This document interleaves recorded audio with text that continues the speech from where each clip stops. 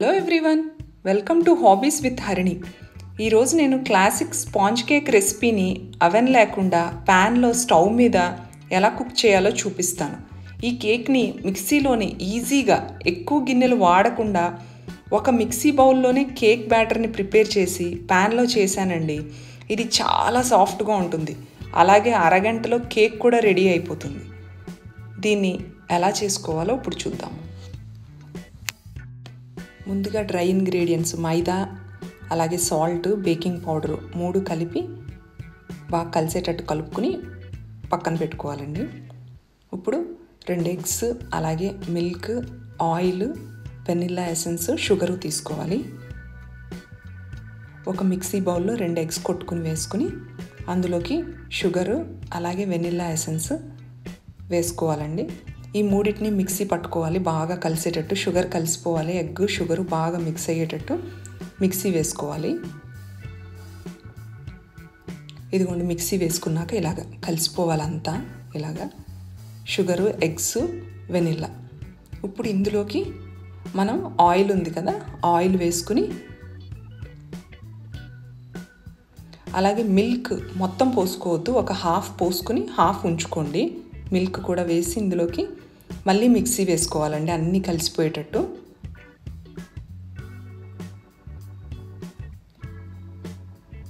మళ్ళీ మిక్సీ వేసుకున్నాక ఇదిగోండి ఇలాగ అన్నీ కలిసిపోయినాయి. ఇప్పుడు ఇలాగే మిక్సీలో ఇప్పుడు ఇందులోకి ఇందాక పొడిపిండి ఉంది కదా మైదా, అది ఇందులోకి వేసుకుని నిదానంగా కలుపుకోండి. ఇలా గట్టిగా అయినప్పుడు ఇందాక ఒక హాఫ్ గ్లాస్ మిల్క్ ఉంచుకున్నాం కదా మనం, అవి కూడా వేసుకుని కలుపుకోండి. ఒకవేళ ఇంకా గట్టిగా ఉంటే ఇంకొంచెం మిల్క్ వేసుకోండి, 1 or 2 టేబుల్ స్పూన్స్, పర్వాలేదు. ఇదిగోండి బ్యాటర్ అనేది ఇలా ఉండాలి, కేక్ బ్యాటరు. ఇలా పోరింగ్ కన్సిస్టెన్సీ, ఇలాగే రిబ్బన్స్ ఫామ్ అవ్వాలండి ఇలాగా వేస్తుంటే మనం. ఇది కరెక్ట్గా ఉన్నట్టు బ్యాటర్. ఇప్పుడు ప్యాన్ని రెడీ చేసుకుందాము. బటర్ పేపర్ లేకపోతే కనుక ఇలా కింద ఆయిల్ వేసి హ్యాండ్తో స్ప్రెడ్ చేసి పొడిపిండి ఇలా వేసి, చేత్తో స్ప్రెడ్ చేయొద్దండి పొడిపిండిని, ఇలా అంతా తిప్పుతూ పొడిపిండిని ఇలా అని ఎక్స్ట్రా ఉన్నది తీసేసేయండి. ఇప్పుడు బటర్ పేపర్ లేకపోయినా కానీ మనకి ప్యాన్ రెడీ అయిపోయింది కేక్ కోసం. ఇదిగోండి ఇలా ఈ ప్యాన్లోకి బ్యాటర్ వేసుకుని మొత్తం మీరు కన్సిస్టెన్సీ ఇక్కడ చూసుకోండి, క్లియర్గా కనపడుతుంది, ఇలా ఉండాలి. కింద ఒకసారి ట్యాప్ చేసుకుని మనం ఆల్రెడీ ఒక పాత పెనాన్ని స్టవ్ మీద పెట్టుకోవాలండి. లో ఫ్లేమ్లో వేడి చేసి దాని మీద ఈ ప్యాన్ పెట్టుకుని లిడ్ క్లోజ్ చేసుకోవాలి.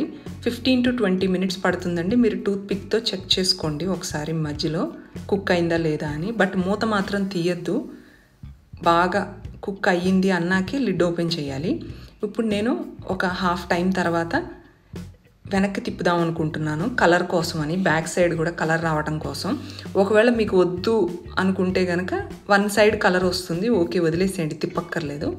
ఇలా బటర్ పేపర్ వేసి పైన ఒక ప్లేట్ పెట్టి దాన్ని ఇలా తిప్పంగానే ప్లేట్లోకి వచ్చేస్తుంది కేక్. ఇప్పుడు ఆ ప్యాన్లోకి మళ్ళీ ఆ కేక్ని ఇలాగా పెట్టేసుకుంటే మనకు రెండో సైడ్ కూడా కలర్ వస్తుందండి. ఇప్పుడు దానికోసం మళ్ళీ లిడ్ పెట్టి ఒక 5 minutes కుక్ చేస్తే సరిపోతుంది. ఇలా మీరు తిప్పకపోతే కనుక టూత్ పిక్తో టెస్ట్ చేసుకుని మీకు టూత్ పిక్ క్లీన్గా బయటకు వచ్చేస్తే కనుక కేక్ కుక్ అయిపోయినట్టే పక్కకు పెట్టేసుకోండి. ఇదిగోండి నాకు కూడా ఇప్పుడు కుక్ అయిపోయింది ఇంకొక 5 minutesకి. ఇప్పుడు కేక్ పక్కకు పెట్టేసి ఒక 15-20 minutes ఆరనివ్వండి. ఆరనిచ్చాక అప్పుడు పైన ఈ షుగర్ పౌడరు ఇలా చల్లుకోండి. ఇలా చల్లుకున్న కేక్ని 15 minutes తర్వాత ఇలాగా ప్లేట్లోకి ట్రాన్స్ఫర్ చేసేసుకుంటే మనకి నీట్గా వచ్చేస్తుందండి. కేక్ కూడా ఏమీ అవ్వదు, చాలా నీట్గా వచ్చేస్తుంది. ఇదిగోండి మన super soft, super tasty, super easy sponge cake ready. మీకు ఈ వీడియో నచ్చినట్టయితే లైక్ చేయండి, షేర్ చేయండి, సబ్స్క్రైబ్ చేసుకోండి.